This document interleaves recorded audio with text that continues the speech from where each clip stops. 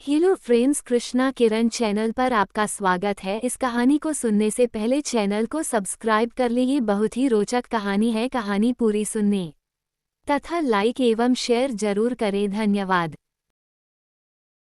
मुंशी प्रेमचंद। यूं तो बाबू उदय भानुलाल के परिवार में 20 ही प्राणी थे। कोई ममेरा भाई था, कोई फुफेरा, कोई भांजा था, कोई भतीजा। लेकिन यहाँ हमें उनसे कोई प्रयोजन नहीं। वह अच्छे वकील थे, लक्ष्मी प्रसन्न थी और कुटुंब के दरिद्र प्राणियों को आश्रय देना उनका कर्तव्य ही था। हमारा संबंध तो केवल उनकी दोनों कन्याओं से है, जिनमें बड़ी का नाम निर्मला और छोटी का कृष्णा था। अभी कल दोनों साथ साथ गुड़िया खेलती थीं। निर्मला का 15वां साल था, कृष्णा का 10वां। फिर भी उनके स्वभाव में कोई विशेष अंतर न था। दोनों चंचल, खिलाड़िन और सैर तमाशे पर जान देती थीं। दोनों गुड़िया का धूमधाम से ब्याह करती थीं। सदा काम से जी चुराती थीं।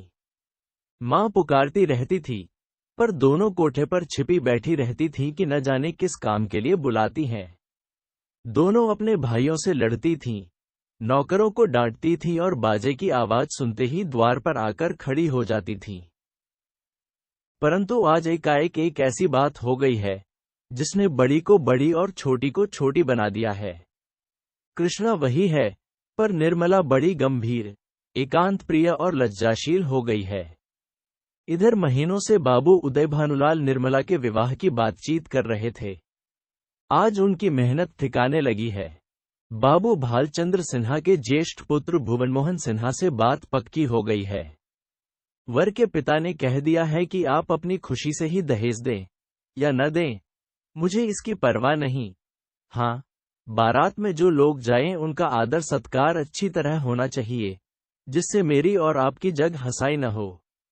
बाबू उदय भानुलाल थे तो वकील, पर संचय करना न जानते थे।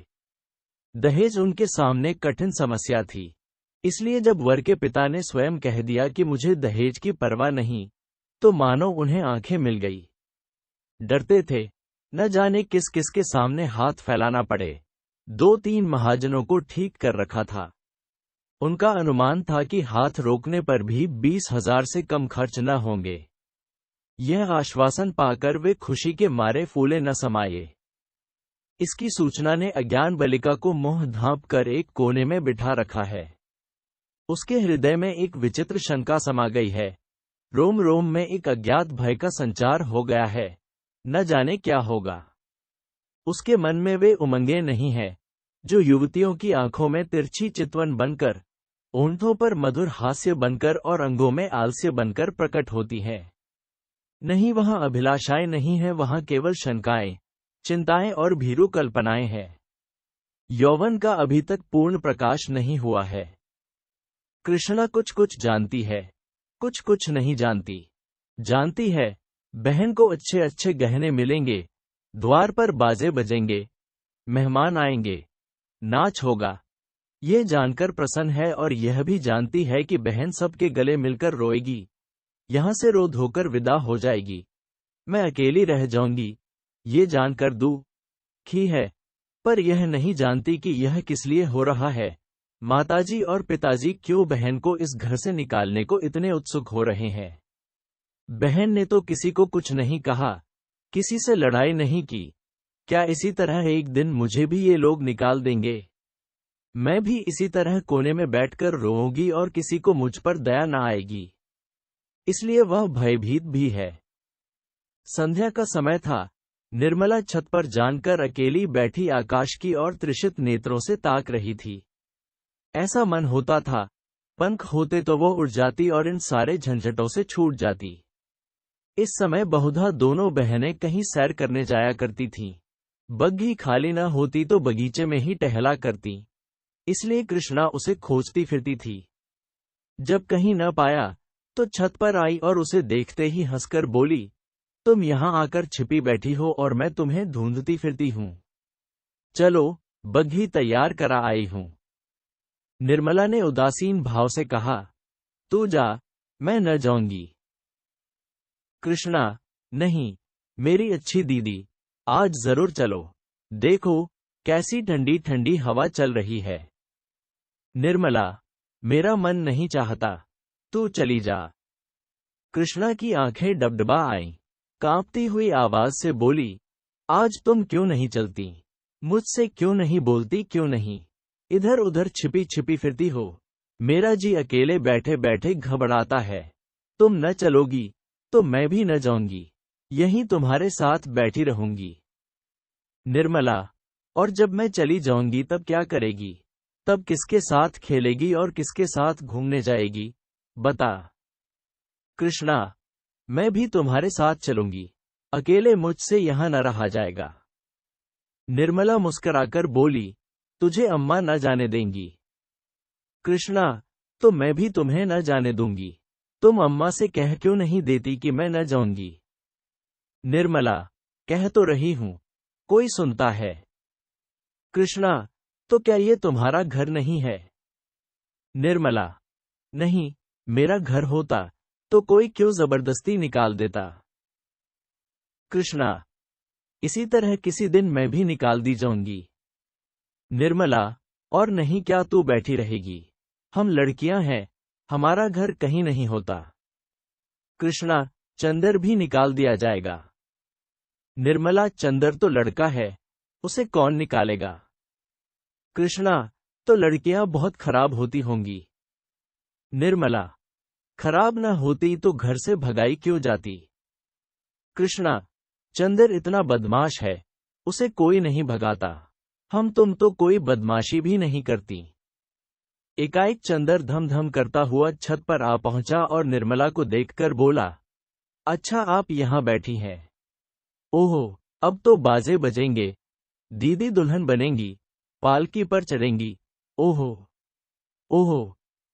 चंदर का पूरा नाम चंद्रभानु सिन्हा था। निर्मला से 3 साल छोटा और कृष्णा से 2 साल बड़ा। निर्मला, चंदर, मुझे चिढ़ाओगे तो अभी जाकर अम्मा से कह दूंगी। चंद्र, तो चिढ़ती क्यों हो, तुम भी बाजे सुनना। ओहो हो, अब आप दुल्हन बनेंगी। क्यों किशनी, तू बाजे सुनेगी न? वैसे बाजे तूने कभी न सुने होंगे। कृष्णा, क्या बैंड से भी अच्छे होंगे? चंद्र, हाँ हाँ, बैंड से भी अच्छे, 1000 गुने अच्छे, लाख गुने अच्छे। तुमने जाने क्या एक बैंड सुन लिया तो समझने लगी कि उससे अच्छे बाजे नहीं होते। बाजे बजाने वाले लाल लाल वर्दियां और काली काली टोपियां पहने होंगे, ऐसे खूबसूरत मालूम होंगे कि तुमसे क्या कहूं। आतिशबाजियां भी होंगी, हवाएं आसमान में उड़ जाएंगी और वहां तारों में लगेंगी तो लाल, पीले, हरे, नीले तारे टूट टूट कर गिरेंगे। बड़ा मजा आएगा। कृष्णा, और क्या क्या होगा चंदन, बता दे मेरे भैया। चंद्र, मेरे साथ घूमने चल तो रास्ते में सारी बातें बता दूं। ऐसे ऐसे तमाशे होंगे कि देखकर तेरी आंखें खुल जाएंगी। हवा में उड़ती हुई परियां होंगी, सचमुच की परियां। कृष्णा, अच्छा चलो, लेकिन न बताओगे तो मारोगी। चंद्रभानु और कृष्णा चले गए, पर निर्मला अकेली बैठी रह गई। कृष्णा के चले जाने से इस समय उसे बड़ा क्षोभ हुआ। कृष्णा, जिसे वह प्राणों से भी अधिक प्यार करती थी, आज इतनी निठुर हो गई, अकेली छोड़कर चली गई। बात कोई न थी, लेकिन दुखी हृदय, दुखती हुई आंख है, जिसमें हवा से भी पीड़ा होती है। निर्मला बड़ी देर तक बैठी रोती रही। भाई बहन, माता पिता, सभी इसी भांति मुझे भूल जाएंगे, सबकी आंखें फिर जाएंगी, फिर शायद इन्हें देखने को भी तरस जाऊं।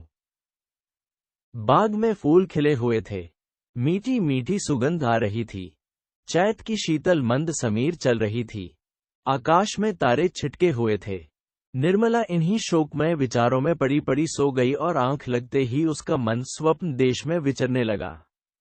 क्या देखती है कि सामने एक नदी लहरें मार रही है और वह नदी के किनारे नाव की बाट देख रही है। संध्या का समय है, अंधेरा किसी भयंकर जंतु की भांति बढ़ता चला आता है। वह घोर चिंता में पड़ी हुई है कि कैसे यह नदी पार होगी, कैसे पहुंचूंगी। रो रही है कि कहीं रात न हो जाए, नहीं तो मैं अकेली यहां कैसे रहूंगी। एकाएक उसे एक सुंदर नौक घाट की ओर आती दिखाई देती है। वह खुशी से उछल पड़ती है और ज्यों ही नाव घाट पर आती है, वह उस पर चढ़ने के लिए बढ़ती है। लेकिन ज्यों ही नाव के पटरे पर पैर रखना चाहती है, उसका मल्लाह बोल उठता है, तेरे लिए यहाँ जगह नहीं है। वह मल्लाह की खुशामद करती है, उसके पैरों पड़ती है, रोती है, लेकिन वह यह कहे जाता है, तेरे लिए यहाँ जगह नहीं है। एक क्षण में नाव खुल जाती है। वह चिल्ला चिल्लाकर रोने लगती है। नदी के निर्जन तट पर रात भर कैसे रहेगी, ये सोच वह नदी में कूदकर उस नाव को पकड़ना चाहती है कि इतने में कहीं से आवाज आती है, ठहरो, ठहरो, नदी गहरी है, डूब जाओगी। वह नाव तुम्हारे लिए नहीं है, मैं आता हूं, मेरी नाव में बैठ जाओ, मैं उस पार पहुंचा दूंगा। वह भयभीत होकर इधर उधर देखती है कि यह आवाज कहां से आई। थोड़ी देर के बाद एक छोटी सी डोंगी आती दिखाई देती है। उसमें न पाल है, न पतवार और न मस्तूल। पैंडा फटा हुआ है, तख्ते टूटे हुए, नाव में पानी भरा हुआ है और एक आदमी उसमें से पानी उलीच रहा है। वह उससे कहती है, ये तो टूटी हुई है, ये कैसे पार लगेगी। मल्लाह कहता है, तुम्हारे लिए यही भेजी गई है, आकर बैठ जाओ।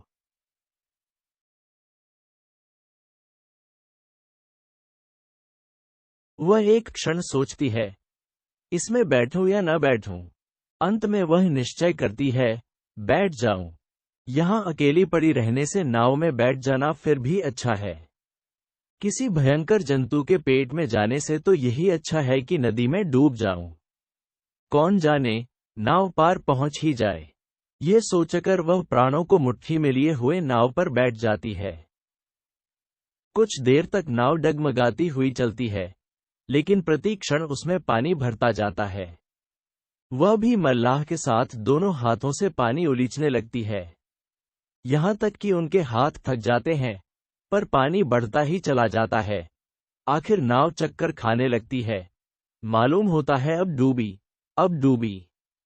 तब वह किसी अदृश्य सहारे के लिए दोनों हाथ फैलाती है, नाव नीचे जाती है और उसके पैर उखड़ जाते हैं। वह जोर से चिल्लाई और चिल्लाते ही उसकी आंखें खुल गई।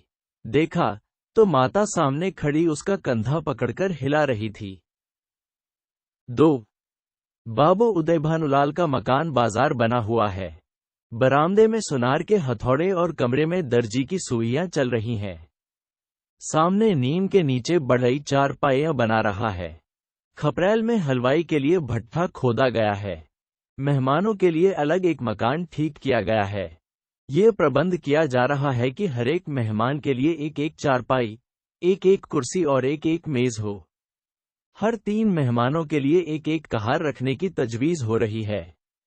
अभी बारात आने में 1 महीने की देर है, लेकिन तैयारियां अभी से हो रही हैं। बारातियों का ऐसा सत्कार किया जाए कि किसी को जबान हिलाने का मौका न मिले। वे लोग भी याद करें कि किसी के यहाँ बारात में गए थे। पूरा मकान बर्तनों से भरा हुआ है। चाय के सेट हैं, नाश्ते की तश्तरियां, थाल, लोटे, गिलास। जो लोग नित्य खाट पर पड़े हुक्का पीते रहते थे, बड़ी तत्परता से काम में लगे हुए हैं। अपनी उपयोगिता सिद्ध करने का ऐसा अच्छा अवसर उन्हें फिर बहुत दिनों के बाद मिलेगा। जहां एक आदमी को जाना होता है, 5 दौड़ते हैं। काम कम होता है, हुल्लड़ अधिक। जरा सी बात पर घंटों तर्क वितर्क होता है और अंत में वकील साहब को आकर निर्णय करना पड़ता है। एक कहता है, यह घी खराब है। दूसरा कहता है, इससे अच्छा बाजार में मिल जाए तो टांग की राह से निकल जाऊं। तीसरा कहता है, इसमें तो हीक आती है। चौथा कहता है, तुम्हारी नाक ही सड़ गई है, तुम क्या जानो घी किसे कहते हैं। जब से यहां आए हो, घी मिलने लगा है, नहीं तो घी के दर्शन भी न होते थे। इस पर तकरार बढ़ जाती है और वकील साहब को झगड़ा चुकाना पड़ता है। रात के 9 बजे थे। उदय भानुलाल अंदर बैठे हुए खर्च का तखमीना लगा रहे थे। वह प्रायः रोज ही तखमीना लगते थे, पर रोज ही उसमें कुछ न कुछ परिवर्तन और परिवर्धन करना पड़ता था। सामने कल्याणी भौहें सिकोड़े हुए खड़ी थी। बाबू साहब ने बड़ी देर के बाद सिर उठाया और बोले, 10,000 से कम नहीं होता। बल्कि शायद और बढ़ जाए। कल्याणी, 10 दिन में 5 से 10,000 हुए, 1 महीने में तो शायद 1,00,000 नौबत आ जाए। उदय भानु, क्या करूं, जग हंसाई भी तो अच्छी नहीं लगती। कोई शिकायत हुई तो लोग कहेंगे, नाम बड़े दर्शन थोड़े। फिर जब वह मुझसे दहेज 1 पाई नहीं लेते तो मेरा भी कर्तव्य है कि मेहमानों के आदर सत्कार में कोई बात उठा न रखूं। कल्याणी, जब से ब्रह्मा ने सृष्टि रची, तब से आज तक कभी बारातियों को कोई प्रसन्न नहीं रख सकता। उन्हें दोष निकालने और निंदा करने का कोई न कोई अवसर मिल ही जाता है। जिसे अपने घर सूखी रोटियां भी मैसर नहीं, वह भी बारात में जाकर तानाशाह बन बैठता है। तेल खुशबूदार नहीं, साबुन टके सेर का जाने कहां से बटोर लाए। कहार बात नहीं सुनते, लालटेनें धुआं देती हैं, कुर्सियों में खटमल है, चारपाइयां ढीली हैं, जनवासे की जगह हवादार नहीं। ऐसी ऐसी हजारों शिकायतें होती रहती हैं। उन्हें आप कहां तक रोकिएगा? अगर यह मौका न मिला तो और कोई ऐब निकाल लिए जाएंगे। भाई, ये तेल तो रंडियों के लगाने लायक है, हमें तो सादा तेल चाहिए। जनाब ने ये साबुन नहीं भेजा है, अपनी अमीरी की शान दिखाई है, मानो हमने साबुन देखा ही नहीं। ये कहार नहीं, यमदूत है, जब देखिए सिर पर सवार। लालटेनें ऐसी भेजी हैं कि आंखें चमकने लगती हैं। अगर 10-5 दिन इस रोशनी में बैठना पड़े तो आंखें फूट जाएं। जनवासा क्या है? अभागे का भाग्य है, जिस पर चारों तरफ से झोंके आते रहते हैं। मैं तो फिर यही कहूंगी कि भारतीयों के नखरों का विचार ही छोड़ दो। उदय भानु, तो आखिर तुम मुझे क्या करने को कहती हो? कल्याणी, कह तो रही हूं, पक्का इरादा कर लो कि मैं 5,000 से अधिक न खर्च करूंगा। घर में तो टका है नहीं, कर्ज ही का भरोसा ठहरा, तो इतना कर्ज क्यों ले कि जिंदगी में अदा न हो। आखिर मेरे और बच्चे भी तो हैं, उनके लिए भी तो कुछ चाहिए। उदय भानु, तो आज मैं मरा जाता हूं। कल्याणी, जीने मरने का हाल कोई नहीं जानता। कल्याणी, इसमें बिगड़ने की तो कोई बात नहीं, मरना एक दिन सभी को है। कोई यहां अमर होकर थोड़े ही आया है। आंखें बंद कर लेने से तो होने वाली बात न टलेगी। रोज आंखों देखती हूं, बाप का देहांत हो जाता है, उसके बच्चे गली गली ठोकरें खाते फिरते हैं। आदमी ऐसा काम ही क्यों करे? उदय भानु ने जलकर कहा, जो अब समझ लो कि मेरे मरने के दिन निकट आ गए। यही तुम्हारी भविष्यवाणी है। सुहाग से स्त्रियों का जी उबते नहीं सुना था, आज यह नई बात मालूम हुई। रंदापे में भी कोई सुख होगा ही। कल्याणी, तुमसे दुनिया की कोई भी बात कही जाती है तो जहर उगलने लगते हो। इसलिए न कि जानते हो इसे कहीं टिकना नहीं है, मेरी ही रोटियों पर पड़ी हुई है या और कुछ। जहां कोई बात कही, बस सिर हो गए, मानो मैं घर की लौड़ी हूं, मेरा केवल रोटी और कपड़े का नाता है। जितना ही मैं दबती हूं, तुम और भी दबाते हो। मुफ्तखोर माल उड़ाएं, कोई मुंह न खोले। शराब कबाब में रुपए लुटें, कोई जबान न हिलाए। वे सारे कांटे मेरे बच्चों ही के लिए तो बोए जा रहे हैं। उदय भानु लाल, तो मैं क्या तुम्हारा गुलाम हूं? कल्याणी, तो क्या मैं तुम्हारी लौड़ी हूं? उदय भानु लाल, ऐसे मर्द और होंगे जो औरतों के इशारों पर नाचते हैं। कल्याणी, तो ऐसी स्त्रियों भी होंगी जो मर्दों की जूतियां सहा करती हैं। उदय भानु लाल, मैं कमाकर लाता हूं, जैसे चाहूं खर्च कर सकता हूं, किसी को बोलने का अधिकार नहीं। कल्याणी, तो आप अपना घर संभलिए। ऐसे घर को मेरा दूर ही से सलाम है, जहां मेरी कोई पूछ नहीं। घर में तुम्हारा जितना अधिकार है, उतना ही मेरा भी, इससे जौ भर भी कम नहीं। अगर तुम अपने मन के राजा हो, तो मैं भी अपने मन को रानी हूं। तुम्हारा घर तुम्हें मुबारक रहे, मेरे लिए पेट की रोटियों की कमी नहीं है। तुम्हारे बच्चे हैं, मारो या जिलाओ, न आंखों से देखूंगी, न पीड़ा होगी। आंखें फूटी, पीर गई।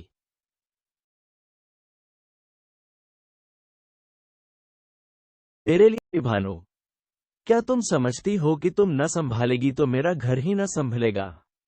मैं अकेले ऐसे ऐसे 10 घर संभाल सकता हूं। कल्याणी, कौन? अगर आज के महीने दिन मिट्टी में न मिल जाए तो कहना कोई कहती थी। ये कहते कहते कल्याणी का चेहरा तमतमा उठा। वह झमक कर उठी और कमरे के द्वार की ओर चली। वकील साहब मुकदमे में तो खूब मीन मेख निकालते थे, लेकिन स्त्रियों के स्वभाव का उन्हें कुछ यूं ही सा ज्ञान था।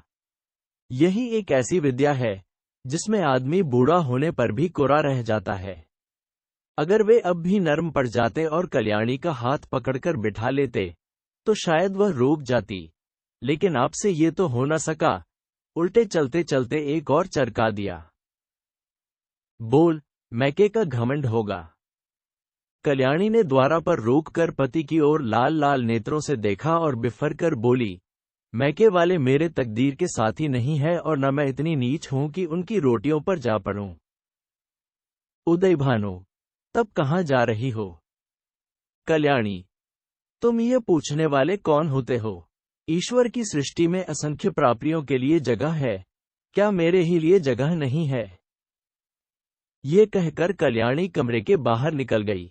आंगन में आकर उसने एक बार आकाश की ओर देखा, मानो तारागण को साक्षी दे रही है कि मैं इस घर में कितनी निर्दयता से निकाली जा रही हूं। रात के 11 बज गए थे।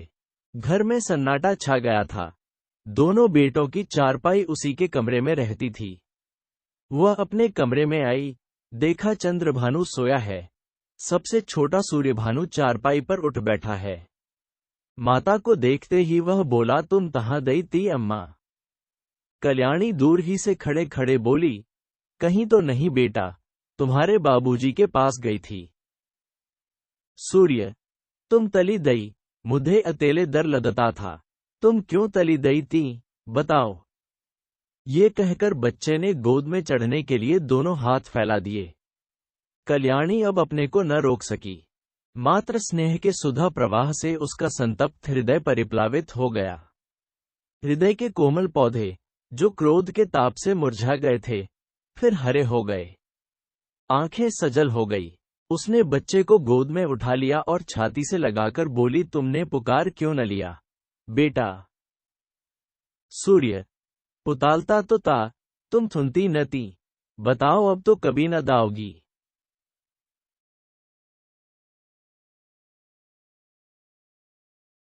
से लगानी, नहीं भैया, अब नहीं जाऊंगी। ये कहकर कल्याणी सूर्यभानु को लेकर चारपाई पर लेटी। मां के हृदय से लिपटते ही बालक शंख होकर सो गया। कल्याणी के मन में संकल्प विकल्प होने लगे। पति की बातें याद आती तो मन होता घर को तिलांजलि देकर चली जाऊं, लेकिन बच्चों का मोह देखती तो वात्सल्य से चित्त गद्र हो जाता। बच्चों को किस पर छोड़कर जाऊं? मेरे इन लालों को कौन पालेगा? ये किसके होकर रहेंगे? कौन प्रातःकाल इन्हें दूध और हलवा खिलाएगा? कौन इनकी नींद सोएगा, इनकी नींद जागेगा? बेचारे कौड़ी के 3 हो जाएंगे। नहीं प्यारो, मैं तुम्हें छोड़कर नहीं जाऊंगी। तुम्हारे लिए सब कुछ सह लूंगी। निरादर अपमान, जली कटी, खोटी खरी, घुड़की झिड़की सब तुम्हारे लिए सहूंगी। कल्याणी तो बच्चे को लेकर लेटी, पर बाबू साहब को नींद न आई। उन्हें चोट करने वाली बातें बड़ी मुश्किल से भूलती थी। उफ, यह मिजाज, मानो मैं ही इनकी स्त्री हूं। बात मुंह से निकालनी मुश्किल है। अब मैं इनका गुलाम होकर रहूं। घर में अकेली यह रहें और बाकी जितने अपने बेगाने हैं सब निकाल दिए जाएं। जला करती हैं, मनाती हैं कि यह किसी तरह मरे तो मैं अकेली आराम करूं। दिल की बात मुंह से निकल ही आती है, चाहे कोई कितना ही छिपाए। कई दिन से देख रहा हूं ऐसी ही जली कटी सुनाया करती हैं। मैके का घमंड होगा, लेकिन वहां कोई भी न पूछेगा। अभी सब आवभगत करते हैं। जब जाकर सिर पड़ जाएंगी तो आटे दाल का भाव मालूम हो जाएगा। रोती हुई जाएंगी। वाह रे घमंड, सोचती हैं मैं ही यह गृहस्थी चलाती हूं। अभी 4 दिन को कहीं चला जाऊं तो मालूम हो जाएगा, सारी शेखी किरकिरी हो जाएगा। एक बार इनका घमंड तोड़ ही दूं, जरा वैधव्य का मजा भी चखा दूं। न जाने इनकी हिम्मत कैसे पड़ती है कि मुझे यूं कोसने लगत है। मालूम होता है प्रेम इन्हें छू नहीं गया या समझती हैं। यह घर से इतना चिमटा हुआ है कि इसे चाहे जितना कोसूं, टलने का नाम न लेगा। यही बात है, पर यहाँ संसार से चिमटने वाले जीव नहीं है। जहनुम में जाए यह घर, जहाँ ऐसे प्राणियों से पाला पड़े। घर है या नरक, आदमी बाहर से थका मांदा आता है तो उसे घर में आराम मिलता है। यहाँ आराम के बदले कोसने सुनने पड़ते हैं। मेरी मृत्यु के लिए व्रत रखे जाते हैं। ये है 25 वर्ष के दाम्पत्य जीवन का अंत। बस चल ही दूं। जब देख लूंगा इनका सारा घमंड धूल में मिल गया और मिजाज ठंडा हो गया तो लौट आऊंगा। 4-5 दिन काफी होंगे। लो, तुम भी याद करोगी किसी से पाला पड़ा था। यही सोचते हुए बाबू साहब उठे, रेशमी चादर गले में डाली, कुछ रुपए लिए, अपना कार्ड निकालकर दूसरे कुर्ते की जेब में रखा, छड़ी उठाई और चुपके से बाहर निकले। सब नौकर नींद में मस्त थे। कुत्ता आहट पाकर चौंक पड़ा और उनके साथ हो लिया। पर यह कौन जानता था कि यह सारी लीला विधि के हाथों रची जा रही है। जीवन रंगशाला का वह निर्दय सूत्रधार किसी अगम गुप्त स्थान पर बैठा हुआ अपनी जटिल क्रूर क्रीड़ा दिखा रहा है। ये कौन जानता था कि नकल असल होने जा रही है, अभिनय सत्य का रूप ग्रहण करने वाला है। निशा ने इंदु को परास्त करके अपना साम्राज्य स्थापित कर लिया था। उसकी पैशाचिक सेना ने प्रकृति पर आतंक जमा रखा था। सद्वृत्तियां मोह छिपाए पड़ी थी और कुवृत्तियां विजय गर्व से इठलाती फिरती थीं। वन में वन्यजंतु शिकार की खोज में विचार रहे थे और नगरों में नर पिशाच गलियों में मंडराते फिरते थे। बाबू उदय भानुलाल लपके हुए गंगा की ओर चले जा रहे थे। उन्होंने अपना कुरिता घाट के किनारे रखकर 5 दिन के लिए मिर्जापुर चले जाने का निश्चय किया था। उनके कपड़े देखकर लोगों को डूब जाने का विश्वास हो जाएगा। कार्ड कुर्ते की जेब में था। पता लगाने में कोई दिक्कत न हो सकती थी। दम के दम में सारे शहर में खबर मशहूर हो जाएगी। 8 बजते बजते तो मेरे द्वार पर सारा शहर जमा हो जाएगा। तब देखूं देवी जी क्या करती हैं। यही सोचते हुए बाबू साहब गलियों में चले जा रहे थे। सहसा उन्हें अपने पीछे किसी दूसरे आदमी के आने की आहट मिली। समझे कोई होगा। आगे बढ़े, लेकिन जिस गली में वह मुड़ते उसी तरफ यह आदमी भी मुड़ता था। तब बाबू साहब को आशंका हुई कि यह आदमी मेरा पीछा कर रहा है। ऐसा आभास हुआ कि इसकी नीयत साफ नहीं है। उन्होंने तुरंत जेबी लालटेन निकाली और उसके प्रकाश में उस आदमी को देखा। एक बरिष्ठ मनुष्य कंधे पर लाठी रखे चला आता था। बाबू साहब उसे देखते ही चौंक पड़े। ये शहर का छटा हुआ बदमाश था। 3 साल पहले उस पर डाके का अभियोग चला था। उदयभानु ने उस मुकदमे में सरकार की ओर से पैरवी की थी और इस बदमाश को 3 साल की सजा दिलाई थी। सभी से वह इनके खून का प्यासा हो रहा था। कल ही वह छूटकर आया था। आज दैवात साहब अकेले रात को दिखाई दिए तो उसने सोचा यह इनसे दाव चुकाने का अच्छा मौका है। ऐसा मौका शायद ही फिर कभी मिले। तुरंत पीछे हो लिया और वार करने की घात ही में था कि बाबू साहब ने जेबी लालटेन जलाई। बदमाश जरा ठिठक कर बोला, क्यों बाबूजी पहचानते हो? मैं हूं मती।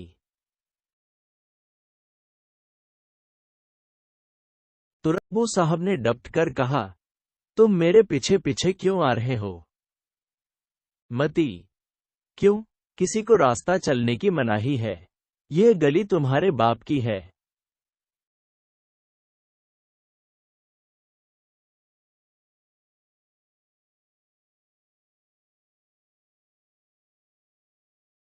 बाबू साहब जवानी में कुश्ती लड़े थे।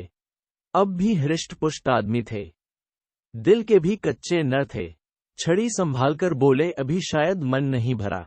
अब की 7 साल को जाओगे? मती, मैं 7 साल को जाऊंगा या 14 साल को, पर तुम्हें जिदा न छोड़ूंगा। हाँ, अगर तुम मेरे पैरों पर गिरकर कसम खाओ कि अब किसी को सजा न कराऊंगा तो छोड़ दूं। बोलो मंजूर है? उदय भानु, तेरी शामत तो नहीं आई। मती, शामत मेरी नहीं आई, तुम्हारी आई है। बोलो खाते हो कसम एक? उदय भानु, तुम हटते हो कि मैं पुलिसमैन को बुलाऊं? मती 2। उदयभानु गर्ज कर, हट जा बादशाह सामने से। मती 3। मुंह से 3 शब्द निकालते ही बाबू साहब के सिर पर लाठी का ऐसा तुला हाथ पड़ा कि वह अचेत होकर जमीन पर गिर पड़े। मुंह से केवल इतना ही निकला, हाय मार डाला। मती ने समीप आकर देखा तो सिर फट गया था और खून की धार निकल रही थी। नाड़ी का कहीं पता न था। समझ गया कि काम तमाम हो गया। उसने कलाई से सोने की घड़ी खोल ली, कुर्ते से सोने के बटन निकाल लिए, उंगली से अंगूठी उतारी और अपनी राह चला गया, मानो कुछ हुआ ही नहीं। हाँ, इतनी दया की कि लाश रास्ते से घसीटकर किनारे डाल दी। हाय, बेचारे क्या सोचकर चले थे, क्या हो गया? जीवन, तुमसे ज्यादा असार भी दुनिया में कोई वस्तु है? क्या वह उस दीपक की भांति ही क्षणभंगुर नहीं है, जो हवा के एक झोंके से बुझ जाता है? पानी के एक बुलबुले को देखते हो, लेकिन उसे टूटते भी कुछ देर लगती है। जीवन में उतना सार भी नहीं। सांस का भरोसा ही क्या, और इसी नश्वरता पर हम अभिलाषाओं के कितने विशाल भवन बनाते हैं। नहीं जानते नीचे जाने वाली सांस ऊपर आएगी या नहीं, पर सोचते इतनी दूर की हैं, मानो हम अमर हैं। विवाह का विलाप और अनाथों का रोना सुनाकर हम पाठकों का दिल न दुखाएंगे। जिसके ऊपर पड़ती है वह रोता है, विलाप करता है, पछाड़े खाता है। यह कोई नई बात नहीं। हाँ, अगर आप चाहें तो कल्याणी की उस घोर मानसिक यातना का अनुमान कर सकते हैं, जो उसे इस विचार से हो रही थी कि मैं ही अपने प्राणाधार की घातिका हूं। वे वाक्य जो क्रोध के आवेश में उसके असंयत मुख से निकले थे, अब उसके हृदय को वाणों की भांति छेद रहे थे। अगर पति ने उसकी गोद में कराह कराह कर प्राण त्याग दिए होते, तो उसे संतोष होता कि मैंने उनके प्रति अपने कर्तव्य का पालन किया। शोकाकुल हृदय को इससे ज्यादा सांत्वना और किसी बात से नहीं होती।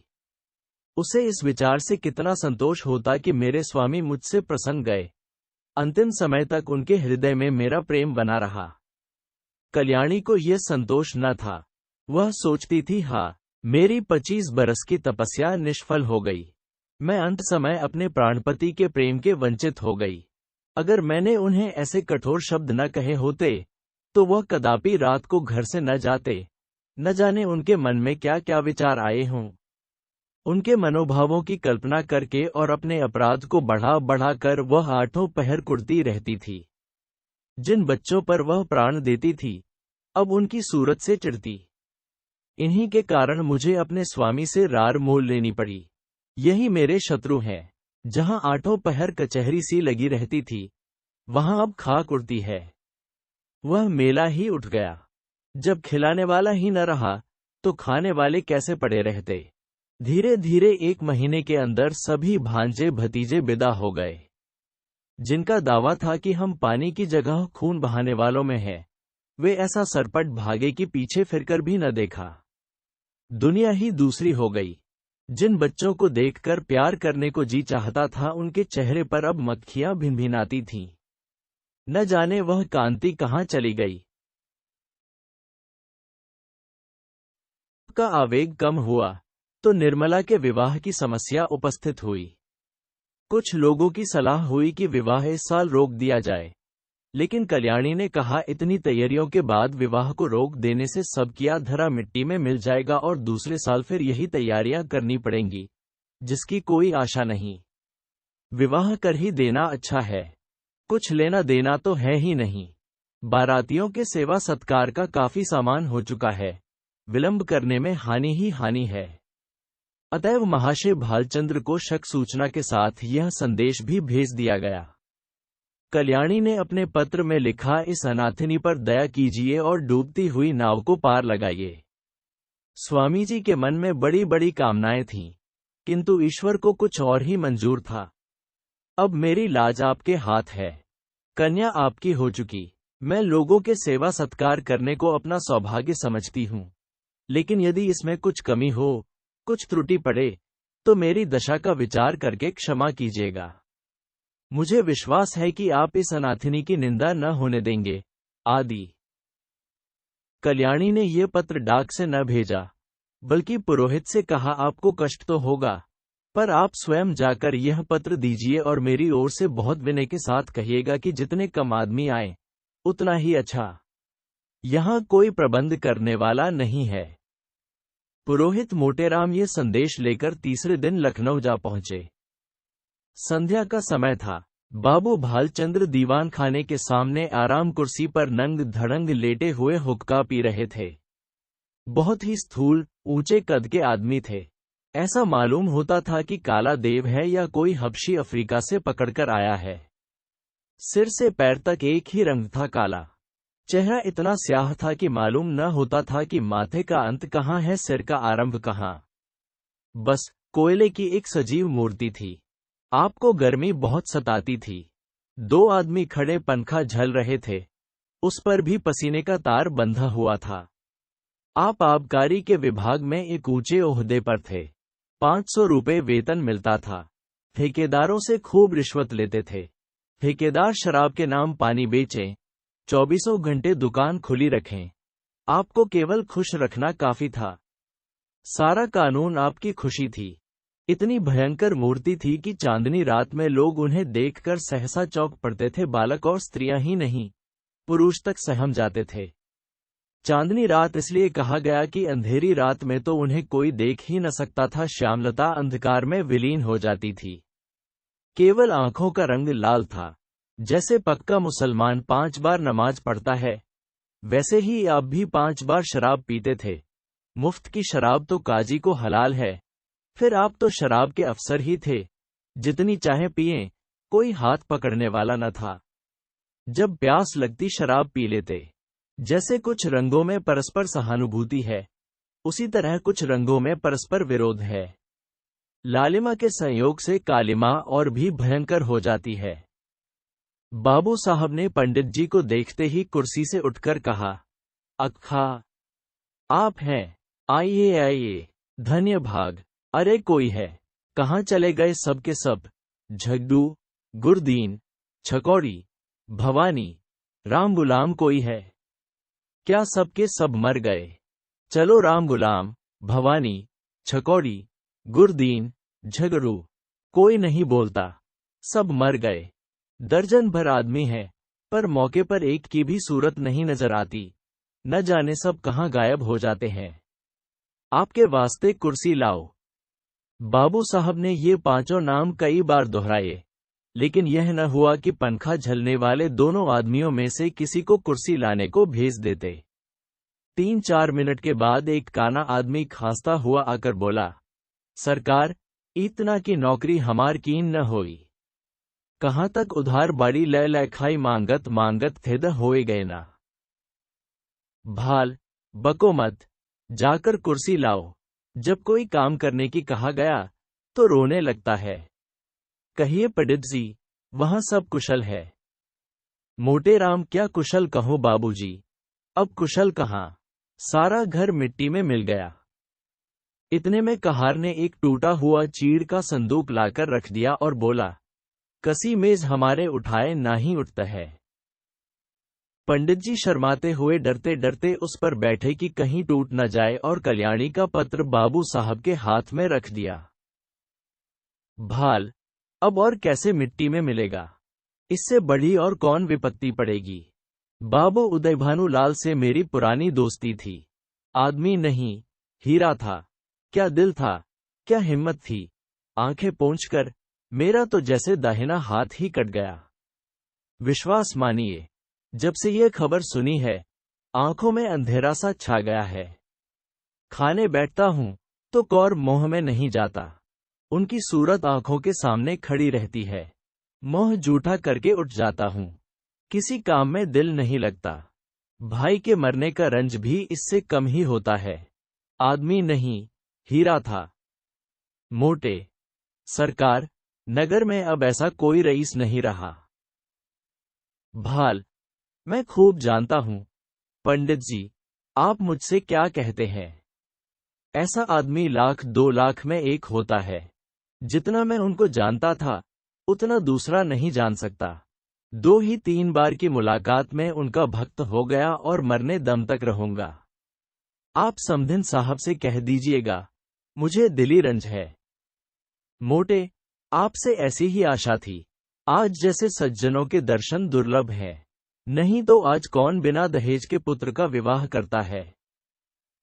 भाल, महाराज, दहेज की बातचीत ऐसे सत्यवादी पुरुषों से नहीं की जाती। उनसे संबंध हो जाना ही लाख रुपए के बराबर है। मैं इसी को अपना अहोभाग्य समझता हूँ। हाँ, कितनी उदार आत्मा थी। रुपए को तो उन्होंने कुछ समझा ही नहीं, तिनके के बराबर भी परवाह नहीं की। बुरा रिवाज है, बेहद बुरा। मेरा बस चले तो दहेज लेने वालों और दहेज देने वालों दोनों ही को गोली मार दूं। हाँ साहब, साफ गोली मार दूं, फिर चाहे फांसी ही क्यों न हो जाए। पूछो, आप लड़के का विवाह करते हैं कि उसे बेचते हैं? अगर आपको लड़के के शादी में दिल खोलकर खर्च करने का अरमान है, तो शौक के खर्च कीजिए, लेकिन जो कुछ कीजिए, अपने बल पर। यह क्या कि कन्या के पिता का गला रेतिए। नीचता है, घोर नीचता। मेरा बस चले तो इन पाजियों को गोली मार दूं। मोटे, धन्य हो सरकार। भगवान ने आपको बड़ी बुद्धि दी है। यह धर्म का प्रताप है। मालकिन की इच्छा है कि विवाह का मुहूर्त वही रहे, और तो उन्होंने सारी बातें पत्र में लिख दी हैं। बस अब आप ही उबारे तो हम उबर सकते हैं। इस तरह तो बारात में जितने सज्जन आएंगे, उनकी सेवा सत्कार हम करेंगे ही, लेकिन परिस्थिति अब बहुत बदल गई है सरकार, कोई करने धरने वाला नहीं है। बस ऐसी बात कीजिए कि वकील साहब के नाम पर बट्टा न लगे। भालचंद्र 1 मिनट तक आंखें बंद किए बैठे रहे, फिर एक लंबी सांस खींचकर बोले, ईश्वर को मंजूर ही न था कि वह लक्ष्मी मेरे घर आती, नहीं तो क्या यह वज्र गिरता। सारे मंसूबे खाक में मिल गए। फूला न समाता था कि वह शुभ अवसर निकट आ रहा है, पर क्या जानता था कि ईश्वर के दरबार में कुछ और षड्यंत्र रचा जा रहा है। मरने वाले की याद ही रुलाने के लिए काफी है। उसे देखकर तो जख्म और भी हराज हो जाएगा। उस दशा में न जाने क्या कर बैठूं। इसे गुण समझिए, चाहे दोष की, जिससे एक बार मेरी घनिष्ठता हो गई, फिर उसकी याद चित्त से नहीं उतरती। अभी तो खैर इतना ही है कि उनकी सूरत आंखों के सामने नाचती रहती है, लेकिन यदि वह कन्या घर में आ गई, तब मेरा जिंदा रहना कठिन हो जाएगा। सच मानिए, रोते रोते मेरी आंखें फूट जाएंगी। जानता हूं, रोना धोना व्यर्थ है। जो मर गया वह लौटकर नहीं आ सकता। सब्र करने के सिवाय और कोई उपाय नहीं है, लेकिन दिल से मजबूर हूं। उस अनाथ बालिका को देखकर मेरा कलेजा फट जाएगा। मोटे, ऐसा न कहिए सरकार। वकील साहब नहीं तो क्या, आप तो हैं। अब आप ही उसके पिता तुल्य हैं। वह अब वकील साहब की कन्या नहीं, आपकी कन्या है। आपके हृदय के भाव तो कोई जानता नहीं। लोग समझेंगे, वकील साहब का देहांत हो जाने के कारण आप अपने वचन से फिर गए। इसमें आपकी बदनामी है। चित्त को समझाइए और हंस खुशी कन्या का पाणी ग्रहण करा लीजिए। हाथी मरे तो 9 लाख का, लाख विपत्ति पड़ी है, लेकिन मालकिन आप लोगों की सेवा सत्कार करने में कोई बात न उठा रखेंगी। बाबू साहब समझ गए कि पंडित मोटेराम कोरे पोथी के ही पंडित नहीं, वरन व्यवहार नीति में भी चतुर हैं। बोले, पंडित जी, हलफ से कहता हूं, मुझे उस लड़की से जितना प्रेम है, उतना अपनी लड़की से भी नहीं है, लेकिन जब ईश्वर को मंजूर नहीं है, तो मेरा क्या बस है। वह मृत्यु एक प्रकार की अमंगल सूचना है, जो विधाता की ओर से हमें मिली है। यह किसी आने वाली मुसीबत की आकाशवाणी है। विधाता स्पष्ट रीति से कह रहा है कि यह विवाह मंगलमय न होगा। ऐसी दशा में आप ही सोचिए, यह संयोग कहां तक उचित है। आप तो विद्वान आदमी हैं। सोचिए, जिस काम का आरंभ ही अमंगल से हो, उसका अंत मंगलमय हो सकता है? नहीं, जानबूझकर मक्खी नहीं निली जाती। समधिन साहब को समझाकर कह दीजिएगा, मैं उनकी आज्ञा पालन करने को तैयार हूं, लेकिन इसका परिणाम अच्छा न होगा। स्वार्थ के वंश में होकर मैं अपने परम मित्र की संतान के साथ यह अन्याय नहीं कर सकता। इस तर्क ने पंडित जी को निरुत्तर कर दिया। वादी ने ये तीर छोड़ा था जिसकी उनके पास कोई काट न थी। शत्रु ने उन्हीं के हथियार से उन पर वार किया था और वह उसका प्रतिकार न कर सकते थे। वह अभी कोई जवाब सोच ही रहे थे कि बाबू साहब ने फिर नौकरों को पुकारना शुरू किया, अरे तुम सब फिर गायब हो गए। झग्गू, छकौड़ी, भवानी, गुरुदीन, राम गुलाम, एक भी नहीं बोलता। सब के सब मर गए। पंडित जी के वास्ते पानी वानी की फिक्र है। ना जाने इन सबों को कोई कहाँ तक समझे। अक्ल छू तक नहीं गई। देख रहे हैं कि एक महाशय दूर से थके मांदे चले आ रहे हैं, पर किसी को जरा भी परवाह नहीं। लाओ, पानी वानी रखो। पंडित जी, आपके लिए शरबत बनवाऊं या फलाहारी मिठाई मंगवा दूं? मोटेराम जी मिठाइयों के विषय में किसी तरह का बंधन न स्वीकार करते थे।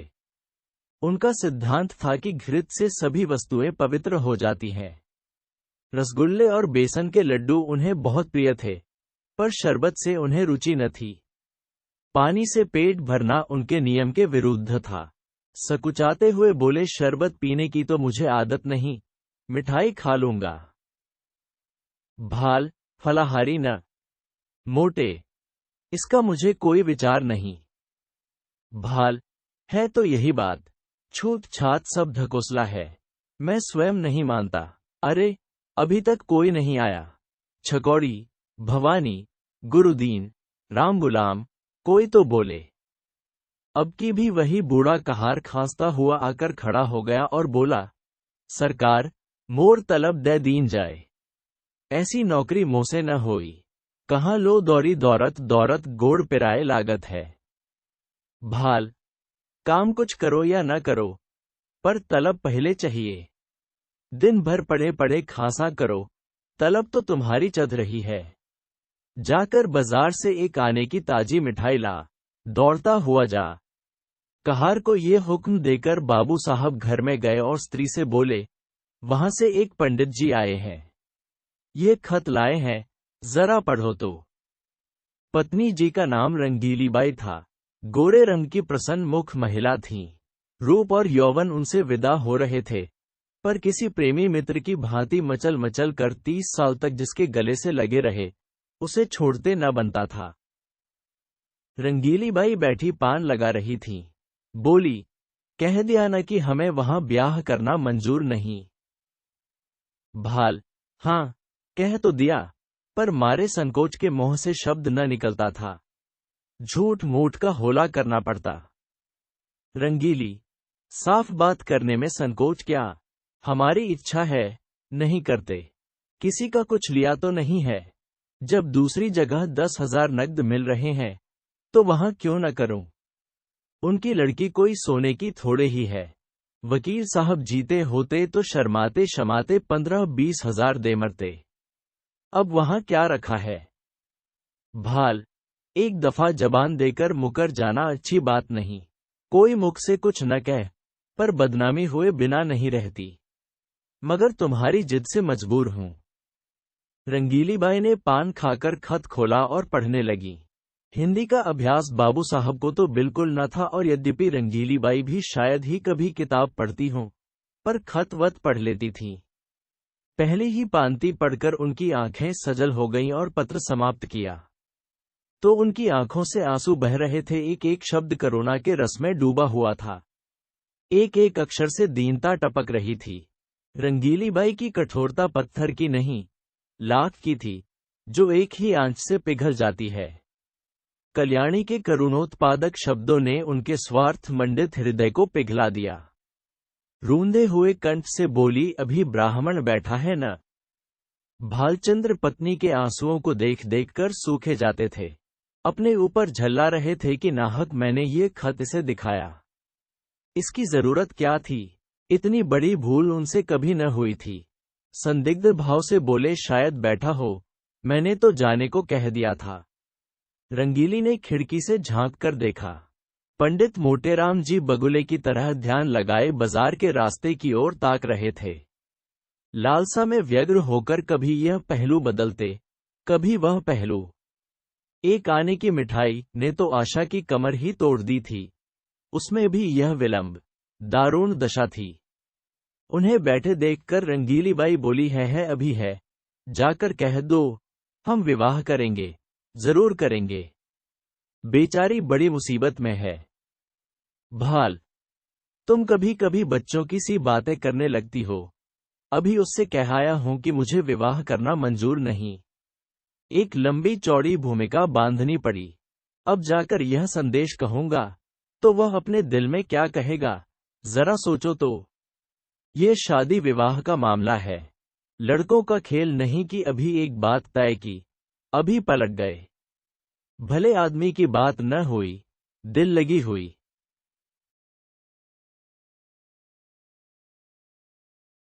पीली, अच्छा, तुम अपने मुंह से न कहो, उस ब्राह्मण को मेरे पास भेज दो। मैं इस तरह समझा दूंगी कि तुम्हारी बात भी रह जाए और मेरी भी। इसमें तो तुम्हें कोई आपत्ति नहीं है। भाल, तुम अपने सिवा सारी दुनिया को नादान समझती हो। तुम कहो या मैं कहूं, बात एक ही है। जो बात तय हो गई वह हो गई, अब मैं उसे फिर नहीं उठाना चाहता। तुम ही तो बार बार कहती थी कि मैं वहां न करूंगी। तुम्हारे ही कारण मुझे अपनी बात खोनी पड़ी। अब तुम फिर रंग बदलती हो। ये तो मेरी छाती पर मूंग दलना है। आखिर तुम्हें कुछ तो मेरे मान अपमान का विचार करना चाहिए। रंगीली, तो मुझे क्या मालूम था कि विधवा की दशा इतनी हीन हो गया है। तुम्ही ने तो कहा था कि उसने पति की सारी संपत्ति छिपा रखी है और अपनी गरीबी का ढोंग रचकर काम निकालना चाहती है। एक ही छठी औरत है। तुमने जो कहा वह मैंने मान लिया। भलाई करके बुराई करने में तो लज्जा और संकोच है। बुराई करके भलाई करने में कोई संकोच नहीं। अगर तुम हाँ कर आए होते और मैं नहीं करने को कहती तो तुम्हारा संकोच उचित था। नहीं करने के बाद हाँ करने में तो अपना बड़प्पन है। भाल, तुम्हें बड़प्पन मालूम होता हो, मुझे तो लुच्चापन ही मालूम होता है। फिर तुमने ये कैसे मान लिया कि मैंने वकीलाइन में विषय में जो बात कही थी वह झूठी थी? क्या वह पत्र देखकर तुम जैसी खुद सरल हो वैसे ही दूसरे को भी सरल समझती हो? रंगीली, इस पत्र में बनावट नहीं मालूम होती।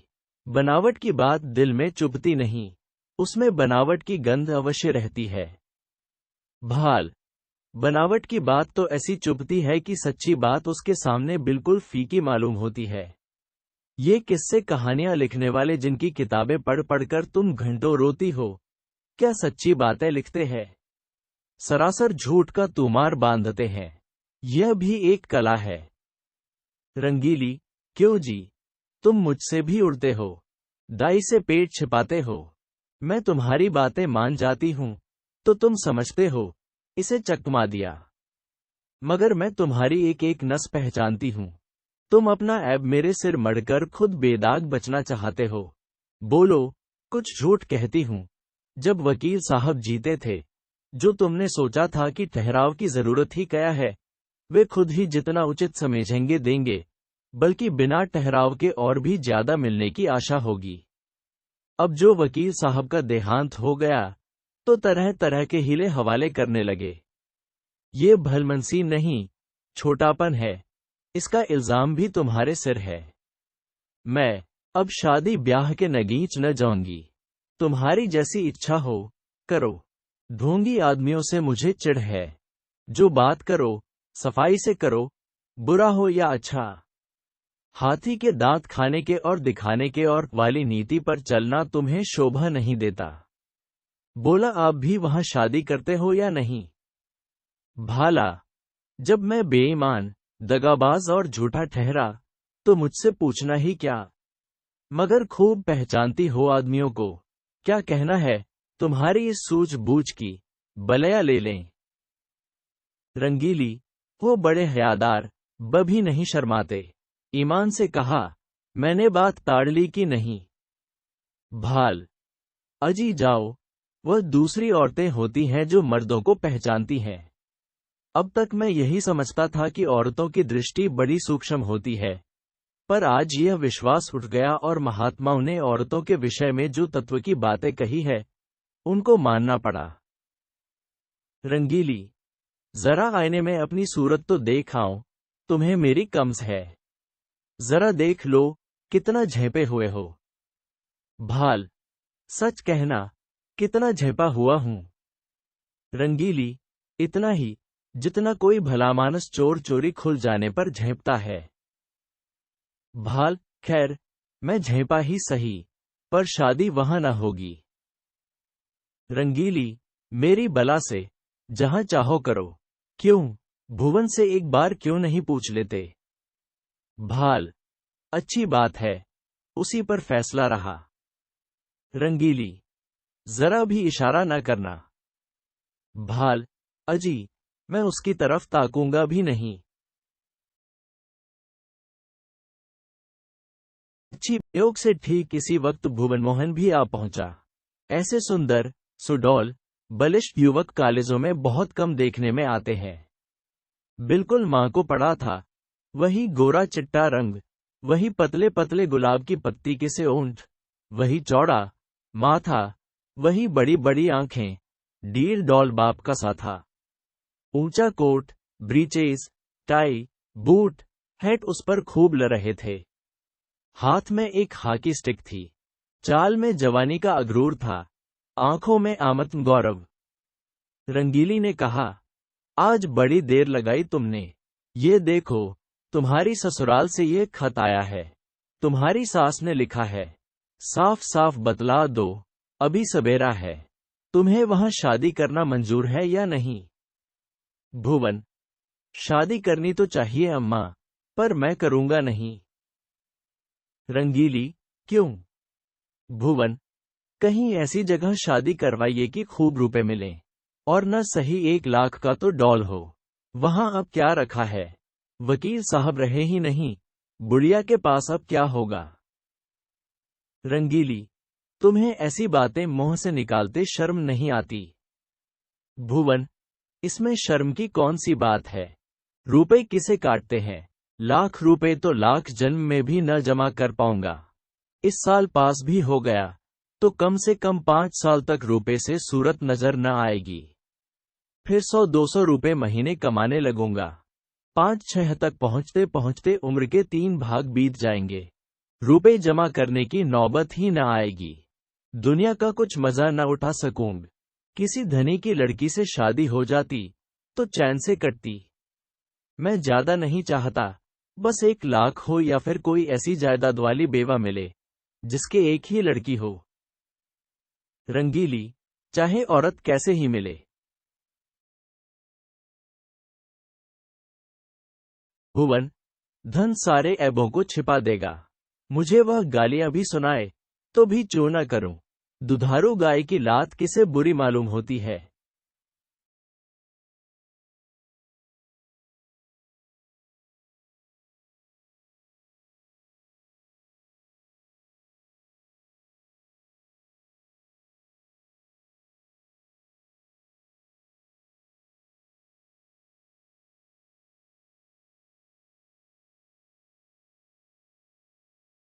ही मिले।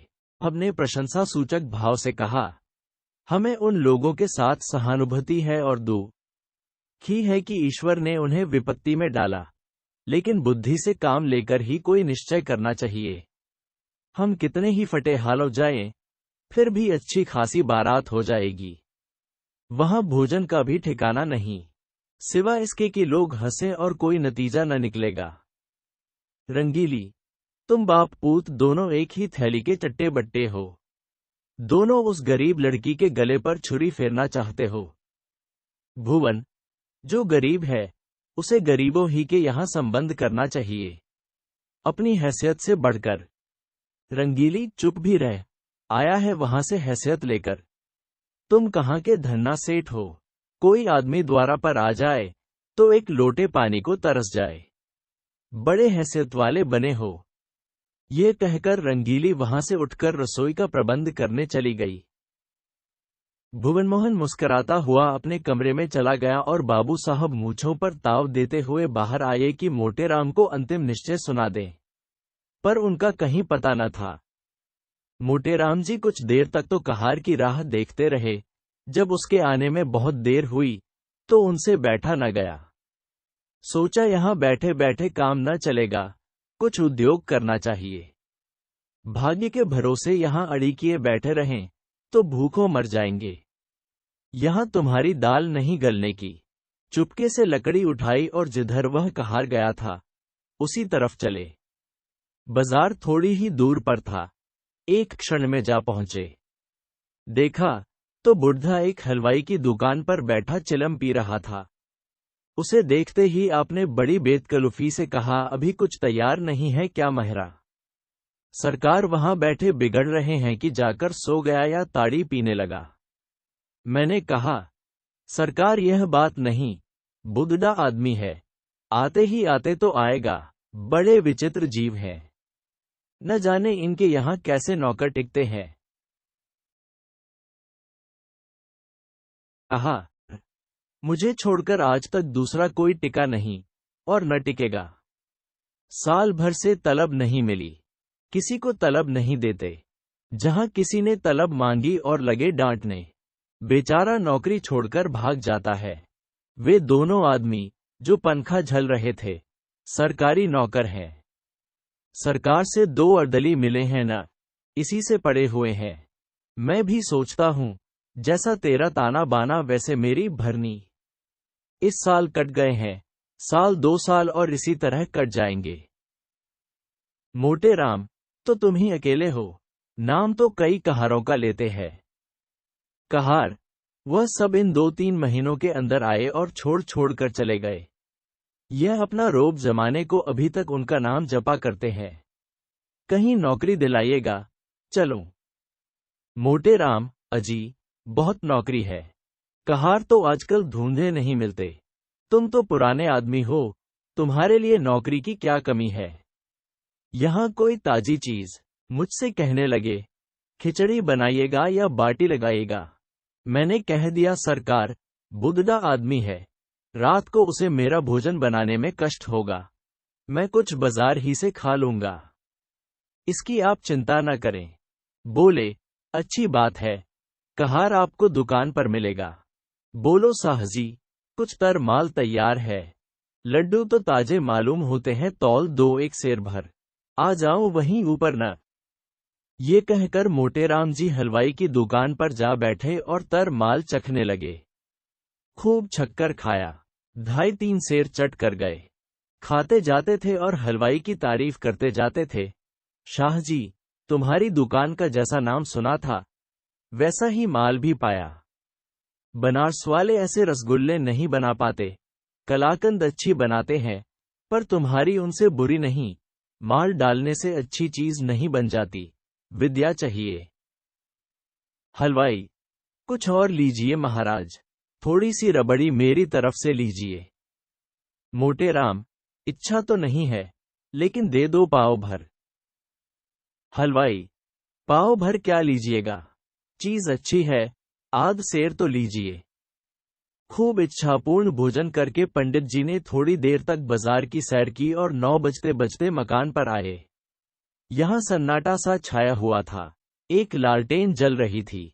अपने चबूतरे पर बिस्तर जमाया और सो गए। सवेरे अपने नियमानुसार कोई 8 बजे उठे तो देखा कि बाबू साहब टहल रहे हैं। इन्हें जगह देखकर वह पालागन कर बोले, महाराज, आज रात कहाँ चले गए? मैं बड़ी रात तक आपकी राह देखता रहा। भोजन का सब सामान बड़ी देर तक रखा रहा। जब आज न आए तो रखवा दिया गया। आपने कुछ भोजन किया था या नहीं? मोटे, हलवाई की दुकान में कुछ खा आया था। भाल, अजी, पूरी मिठाई में वह आनंद कहाँ जो बाटी और दाल में है। 10-12 आने खर्च हो गए होंगे, फिर भी पेट न भरा होगा। आप मेरे मेहमान हैं, जितने पैसे लगे हों ले लीजिएगा। मोटे, आप ही के हलवाई की दुकान पर खाया था, वह जो नुक्कड़ पर बैठता है। भाल, कितने पैसे देने पड़े? मोटे, आपके हिसाब में लिखा दिए हैं।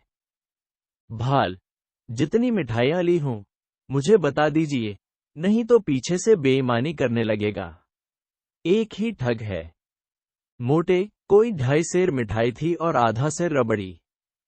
बाबू साहब ने विस्फारित नेत्रों से पंडित जी को देखा, मानो कोई अचंभे की बात सुनी हो। 3 सेर तो कभी यहाँ महीने भर का टोटल भी न होता था, और यह महाशय एक ही बार में कोई 4 रुपए का माल उड़ा गए। अगर एक आध दिन और रह गए तो यह बैठ जाएगी। पेट है या शैतान की कब्र? 3 सेर, कुछ ठिकाना है। उद्विग्न दशा में दौड़े हुए अंदर गए और रंगीली से बोल, कुछ सुनती हो? यह महाशय कल 3 सेर मिठाई उड़ा गए। 3 सेर पक्की तौल? रंगीली बाई ने विस्मित होकर कहा, अजी नहीं, 3 सेर भला क्या खा जाएगा? आदमी है या बैल? भाल, 3 सेर तो अपने मुंह से कह रहा है, 4 सेर से कम न होगा। पक्की तौल? रंगीली, पेट में सनीचर है क्या? भाल, आज और रह गया तो 6 सेर पर हाथ फेरेगा। रंगीली, तो आज रहे ही क्यों? खत का जवाब जो देना देकर विदा करो।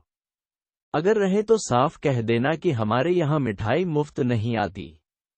खिचड़ी बनाना हो बनावे, नहीं तो अपनी राह ले। जिन्हें ऐसे पेटुओं को खिलाने से मुक्ति मिलती हो वे खिलाएं, हमें ऐसी मुक्ति न चाहिए। मगर पंडित विदा होने को तैयार बैठे थे, इसलिए बाबू साहब को कौशल से काम लेने की जरूरत न पड़ी। पूछा, क्या तैयारी कर दी महाराज?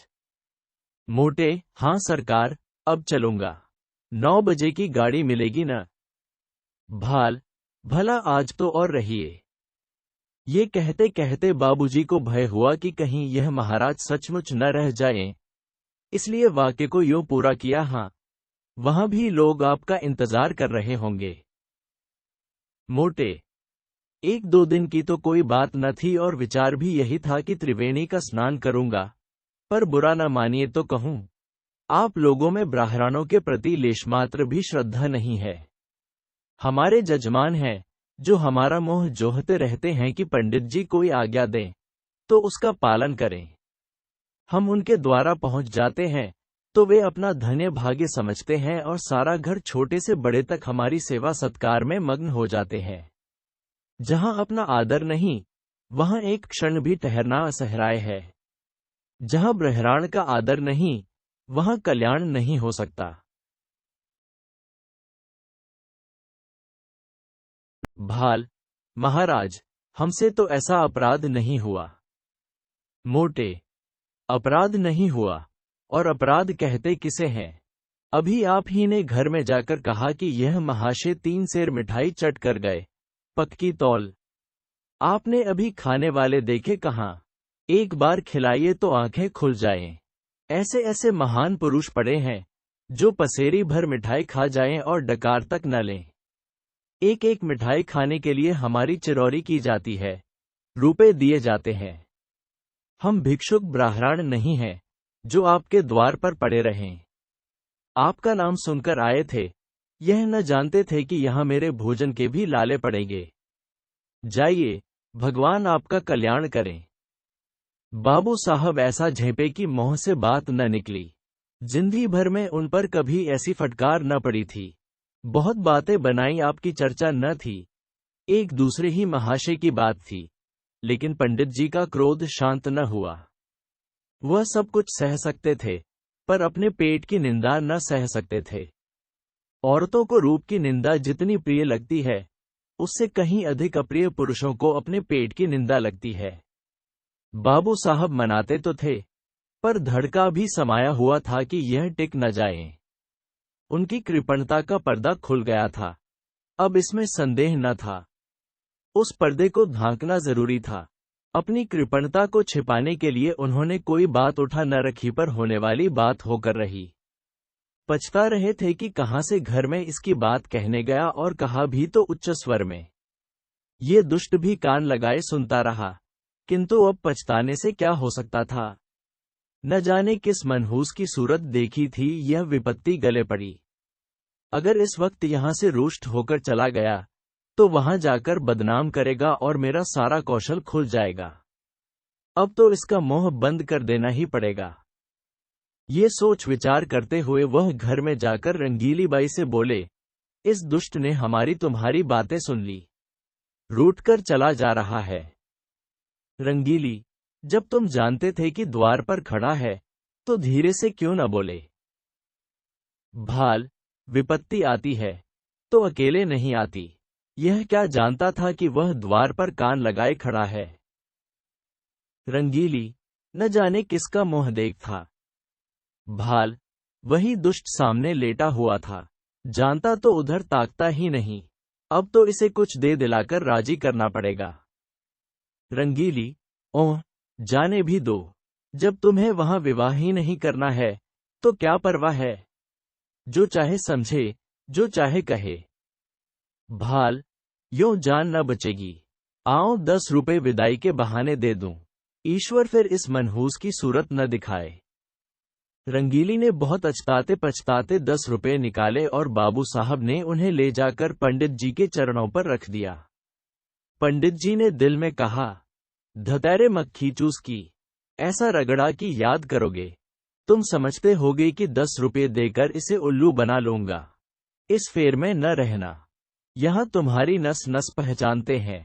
रुपये जेब में रख लिए और आशीर्वाद देकर अपनी राह ली।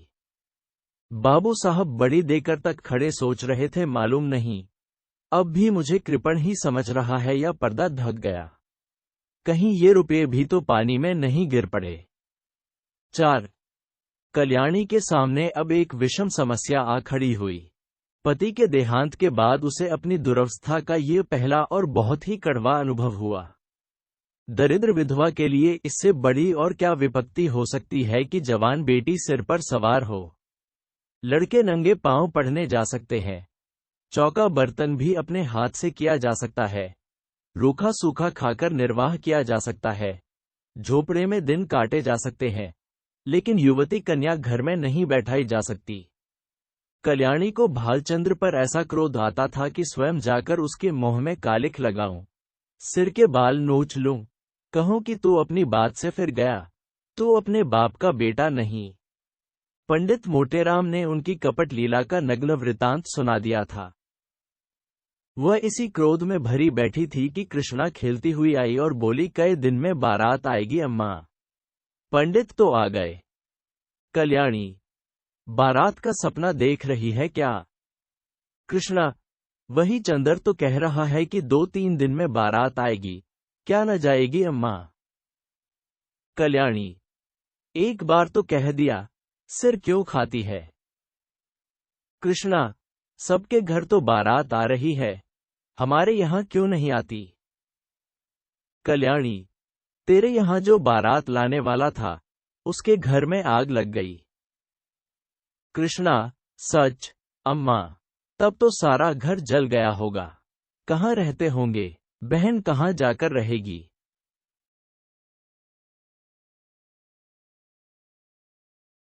कल्याणी, अरे पगली, तू तो बात ही नहीं समझती। आग नहीं लगी, वह हमारे यहां ब्याह न करेगा। कृष्णा, ये क्यों अम्मा? पहले तो वही ठीक हो गया था न? कल्याणी, बहुत से रुपए मांगता है, मेरे पास उसे देने को रुपए नहीं है। कृष्णा, क्या बड़े लालची हैं अम्मा? कल्याणी, लालची नहीं तो और क्या है, पूरा कसाई निर्दयी दगाबाज। कृष्णा, तब तो अम्मा बहुत अच्छा हुआ कि उसके घर बहन का ब्याह नहीं हुआ। बहन उसके साथ कैसे रहती? ये तो खुश होने की बात है अम्मा, तुम रंज क्यों करती हो? कल्याणी ने पुत्री को स्नेहमयी दृष्टि से देखा। इनका कथन कितना सत्य है, भोले शब्दों में समस्या का कितना मार्मिक निरूपण है। सचमुच ये ते प्रसन्न होने की बात है कि ऐसे कुपात्रों से संबंध नहीं हुआ। रंज की कोई बात नहीं। ऐसे कुमानुसों के बीच में बेचारी निर्मला की न जाने क्या गति होती, अपने नसीबों को रोती। जरा सा घी दाल में अधिक पड़ जाता तो सारे घर में शोर मच जाता, जरा खाना ज्यादा पक जाता तो सास दनिया सिर पर उठा लेती। लड़का भी ऐसा लोभी है। बड़ी अच्छी बात हुई, नहीं बेचारी को उम्र भर रोना पड़ता। कल्याणी यहां से उठी तो उसका हृदय हल्का हो गया था। लेकिन विवाह तो करना ही था, और हो सके तो इसी साल, नहीं तो दूसरे साल फिर नए सिरे से तैयारियां करनी पड़ेगी। अब अच्छे घर की जरूरत न थी। अच्छे वर की जरूरत न थी। अभागिनी को अच्छा घर वर कहाँ मिलता। अब तो किसी भांति सिर का बोझा उतारना था, किसी भांति लड़की को पार लगाना था, उसे कुएं में झोंकना था। ये रूपवती है, गुणशीला है, चतुर है, कुलीन है, तो हुआ करें। दहेज नहीं तो उसके सारे गुण दोष हैं, दहेज हो तो सारे दोष गुण हैं। प्राणी का कोई मूल्य नहीं, केवल देहज का मूल्य है। कितनी विषम भग्यलीला है। दहेज नहीं का दोष कुछ कम न था। अबला और विधवा होना ही उसे दोषों से मुक्त नहीं कर सकता। उसे अपने लड़के अपनी लड़कियों से कहीं ज्यादा प्यारे थे। लड़के हल्के बैल हैं, भूसे खली पर पहला हक उनका है। उनके खाने से जो बचे वह गायों का। मकान था, कुछ नकद था, कई हजार के गहने थे, लेकिन उसे अभी 2 लड़कों का पालन पोषण करना था, उन्हें पढ़ाना लिखाना था। एक कन्या और भी 4-5 साल में विवाह करने योग्य हो जाएगी, इसलिए वह कोई बड़ी रकम दहेज में न दे सकती थी। आखिर लड़कों को भी तो कुछ चाहिए। वे क्या समझेंगे कि हमारा भी कोई बाप था। पंडित मोटेराम को लखनऊ से लौटे 15 दिन बीत चुके थे। लौटने के बाद दूसरे ही दिन से वह वर की खोज में निकले थे। उन्होंने प्रण किया था कि मैं लखनऊ वालों को दिखा दूंगा कि संसार में तुम ही अकेले नहीं हो, तुम्हारे ऐसे और भी कितने पड़े हुए हैं। कल्याणी रोज दिन गिना करती थी। आज उसने उन्हें पत्र लिखने का निश्चय किया और कलम दवात लेकर बैठी ही थी कि पंडित मोटेराम ने पदार्पण किया। कल्याणी, आइए पंडित जी, मैं तो आपको खत लिखने जा रही थी, कब लौटे? मोटेराम, लौटा तो प्रातः काल ही था, पर इसी समय एक सेठ के यहां से निमंत्रण आ गया। कई दिन से तरमाल न मिले थे। मैंने कहा कि लगे हाथ ये भी काम निपटाता चलूं। अभी उधर ही से लौटा आ रहा हूं। कोई 500 ब्रहरानों को पंगत थी। कल्याणी, कुछ कार्य भी सिद्ध हुआ या रास्ता ही नापना पड़ा? मोटेराम, कार्य क्यों न सिद्ध होगा? भला ये भी कोई बात है? 5 जगह बातचीत कर आया हूं, 5 की नकल लाया हूं। उनमें से आप चाहे जिसे पसंद करें। ये देखिए, इस लड़के का बाप डाक के सीगे में 100 रुपए महीने का नौकर है। लड़का अभी कॉलेज में पढ़ रहा है, मगर नौकरी का भरोसा है। घर में कोई जायदाद नहीं। लड़का होनहार मालूम होता है। खानदान भी अच्छा है। 2000 में बात तय हो जाएगी। मांगते तो ये 3000 हैं। साहयाणी, लड़के के कोई भाई है? मोटे, नहीं, मगर 3 बहनें हैं और तीनों कुंवारी। माता जीवित है। अच्छा, अब दूसरी नकल दिए। ये लड़का रेल के सीगे में 50 रुपए महीना पाता है। माँ बाप नहीं है। बहुत ही रूपवान, सुशील और शरीर से खूब हृष्ट-पुष्ट कसरती जवान है, मगर खानदान अच्छा नहीं। कोई कहता है माँ नाइन थी, कोई कहता है ठकुराइन थी। बाप किसी रियासत में मुख्तार थे। घर पर थोड़ी सी जमींदारी है, मगर उस पर कई हजार का कर्ज है। वहां कुछ लेना देना न पड़ेगा। उम्र कोई 20 साल होगी। कल्याणी, खानदान में दाग न होता तो मंजूर कर लेती। देखकर तो मक्खी नहीं निली जाती। मोटे, तीसरी नकल देखिए। एक जमींदार का लड़का है, कोई 1000 सालाना नफा है। कुछ खेती बाड़ी भी होती है। लड़का पढ़ लिखा तो थोड़ा ही है, कचहरी अदालत के काम में चतुर है। दुहाजू है। पहली स्त्री को मरे 2 साल हुए। उससे कोई संतान नहीं, लेकिन रहना सहन। मोटा है। पीसना कूटना घर ही में होता है। कल्याणी, कुछ दहेज मांगते हैं। मोटे, इसकी कुछ न पूछिए, 4000 सुनाते हैं। अच्छा, ये चौथी नकल दिए। लड़का वकील है, उम्र कोई 35 साल होगी। 300-400 की आमदनी है। पहली स्त्री मर चुकी है, उससे 3 लड़के भी हैं। अपना घर बनवाया है, कुछ जायदाद भी खरीदी है। यहां भी लेन देन का झगड़ा नहीं है। कल्याणी, खानदान कैसा है? मोटे, बहुत ही उत्तम, पुराने रईस हैं। अच्छा, ये 5वीं नकल दिए। बाप का छाप खाना है। लड़का पढ़ा तो BA तक है, पर उस छाप खाने में काम करता है। उम्र 18 साल की होगी। घर में प्रेस के सिवाय कोई जायदाद नहीं है, मगर किसी का कर्ज सिर पर नहीं। खानदान न बहुत अच्छा है, न बुरा। लड़का बहुत सुंदर और सच्चरित्र है, मगर 1000 से कम में मामला तय न होगा। मांगते तो वह 3000 है। अब बताइए, आप कौन सा वर पसंद करती हैं? बहुत यानी आपको सबों में कौन पसंद है? मोटे, मुझे तो 2 वर पसंद है। एक वह जो रेलवे में है और दूसरा जो छापखाने में काम करता है।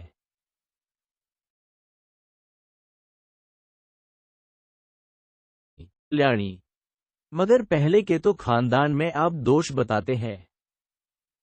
मोटे, हाँ, यह दोष तो है। छापखाने वाले को ही रहने दीजिए। कल्याणी, यहां 1000 देने को कहां से आएगा? 1000 तो आपका अनुमान है, शायद वह और मोह फैलाए। आप तो इस घर की दशा देख ही रहे हैं। भोजन मिलता जाए, यही गनीमत है। रुपए कहां से आएंगे? जमींदार साहब 4000 सुनाते हैं। डाक बाबू भी 2000 का सवाल करते हैं। इनको जाने दीजिए, बस वकील साहब ही बच सकते हैं। 35 साल की उम्र भी कोई ज्यादा नहीं। इन्हीं को क्यों न रखिए। मोटे राम, आप खूब सोच विचार लें। मैं यूं आपकी मर्जी का ताबेदार हूं। जहां कहिएगा वहां जाकर टीका कराऊंगा। मगर 1000 का मोह न देखिए। छाप खाने वाला लड़का रत्न है। उसके साथ कन्या का जीवन सफल हो जाएगा। जैसी यह रूप और गुण की पूरी है, वैसा ही लड़का भी सुंदर और सुशील है। कल्याणी, पसंद तो मुझे भी यही है महाराज, पर रुपए किसके घर से आए? कौन देने वाला है कोई दानी? खाने वाले खा पीकर चंपत हुए। अब किसी की भी सूरत नहीं दिखाई देती, बल्कि और मुझसे बुरा मानते हैं कि हमें निकाल दिया। जो बात अपने बस के बाहर है, उसके लिए हाथ ही क्यों फैलाऊं? संतान किसको प्यारी नहीं होती? कौन उसे सुखी नहीं देखना चाहता? पर जब अपना काबू भी हो, आप ईश्वर का नाम लेकर वकील साहब को टीका कराइए। आयु कुछ अधिक है, लेकिन मरना जीना विधि के हाथ है। 35 साल का आदमी बुढ़ा नहीं कहलाता। अगर लड़की के भाग्य में सुख भोगना बदा है, तो जहां जाएगी सुखी रहेगी। दुख भोगना है, तो जहां जाएगी दुख झेलेगी। हमारी निर्मला को बच्चों से प्रेम है। उनके बच्चों को अपना समझेगी। आप शुभ मुहूर्त देखकर टीका कराएं।